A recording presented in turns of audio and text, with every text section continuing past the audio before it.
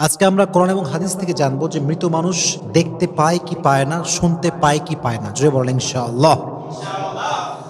মৃতরা কিভাবে দেখে এবং শোনে? অনেকে আমাদের কাছে জানতে চায় যে হুজুর, আমাদের কেউ যখন মারা যায় তারা কি আমাদেরকে শুনতে পায়, তারা কি আমাদেরকে দেখতে পায়? This is the question. A lot of people they have asked me. মনে করুন আপনার আব্বা মারা গিয়েছে, আপনার আব্বার ডেড বডি আপনার সামনে রাখা আছে, আপনি ভাবতেছেন যে আব্বা আমাকে শুনছে, আমাকে দেখছে, আপনি চিল্লাচ্ছেন, কথা বলছেন, আব্বাকে আপনি অনেক কিছু শুনতে চাচ্ছেন। আসলে কি আব্বা শুনতে পাচ্ছে কিনা, আপনার আম্মা শুনতে পাচ্ছে কিনা? That is the question. আজকে আমরা কোরআন এবং হাদিস থেকে জানবো যে মৃত মানুষ দেখতে পায় কি পায় না, শুনতে পায় কি পায় না। জোরে বলেন ইনশাআল্লাহ। কোরআনে আল্লাহ তাআলা বলেছেন, ওয়ালা তাকুলু লিমান ইউকতালু ফি সাবিলিল্লাহি আমওয়াত বাল আহইয়াউ ওয়ালাকিন লা তাশউরুন।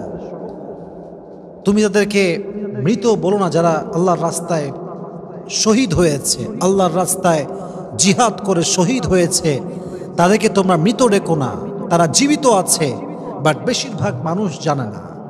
অপর আয়াতে আল্লাহ তাআলা বলেছেন, লিকুল্লি উম্মাতিন আজাল ইযা জাআ আজালুহুম ফালা ইস্তাখিরুনা সাআ ওয়ালা ইস্তাকদিমুন। In this world, everyone has a specific time for death. Everyone has a specific time. When the time will come, it will never ever late. প্রত্যেকটা মানুষের জন্য একটা নির্ধারিত সময় আছে। যখন সময়টা চলে আসবে, এক মুহূর্ত আগেও হবে না, এক মুহূর্ত পরেও। তাহলে বোঝা গেল মৃত্যু অনিবার্য, কিন্তু কখন আসবে এটা আমরা কেউ জানি না।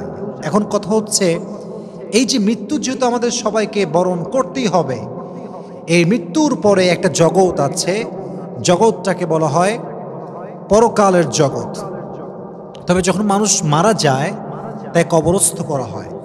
কবরস্থ যখন করা হয় তখন তার যে জীবনটা শুরু হয়, এটাকে বলা হয় হায়াতে বারজাখ।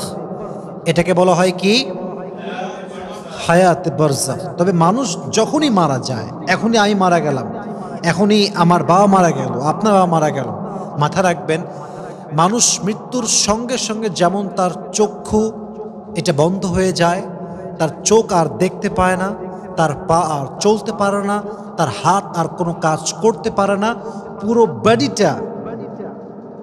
বডিটা এটা কোনো কাজের থাকে না, এটা কোনো শক্তি থাকে না, এটার কোনো পাওয়ার থাকে না। Exactly to the same way মানুষের শ্রবণ শক্তিও লোপ পায়, শ্রবণ শক্তি থাকে না। এই জন্য আল্লাহ তাআলা বলছেন, ইন্নাল্লাহা ইউসমিউ মান ইয়াশা ওয়া মা আনতা বিমুসমিইন মান ফিল কুবুর।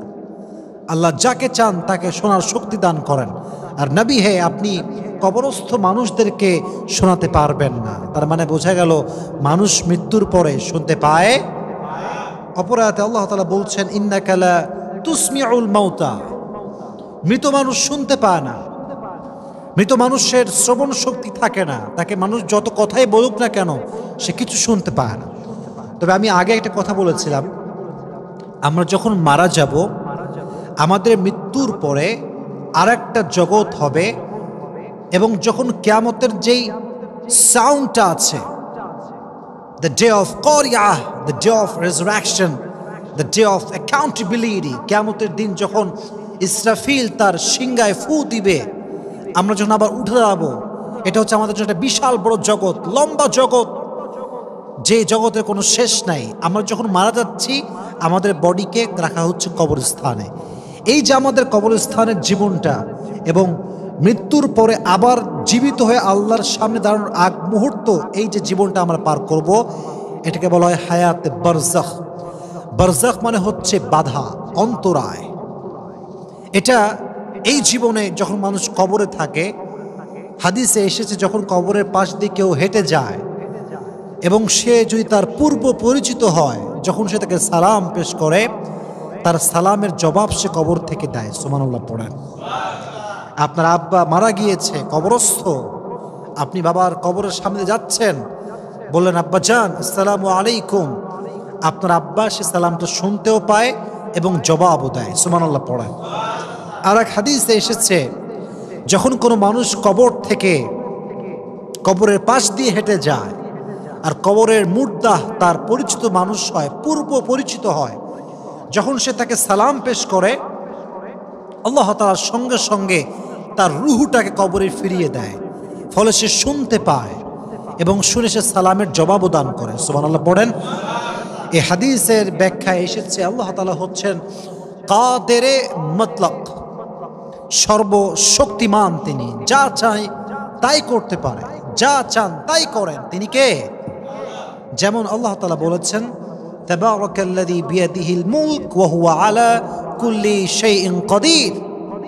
সমস্ত প্রশংসা ওই সত্তার জন্য যিনি পুরো পৃথিবীর মালিক, যার হাতে পুরো পৃথিবীর রাজত্ব। and he is capable to do anything in the world, তিনি যা চায় তা করতে পারেন। যেহেতু আল্লাহ তাআলা মানুষকে জীবন্ত অবস্থায় শোনার শক্তি দিয়েছিলেন, মৃত্যুর পরে তার রুহুকে আবার ফিরিয়ে দিয়ে সাময়িক শক্তি দেওয়ার যে শক্তি, এটা আল্লাহর আছে না নাই? তবে হাদিসে এসেছে মৃত মানুষের কবর যখন কেউ জিয়ারত করতে যায়, আল্লাহ মৃত ব্যক্তির কবরে রহমত নাজিল করে। সুবহানাল্লাহ পড়েন। যত বেশি পারেন কবর জিয়ারত করবেন, নিজের মৃত্যুর কথা স্মরণ হবে, পাশাপাশি আপনি যার জন্য জিয়ারত করছেন তার কবরে আল্লাহ তাআলা সাকিনা, তার কবরে আল্লাহ তাআলা রহমত নাজিল করবে, রহমত বর্ষণ করবে। সুবহানাল্লাহ পড়েন।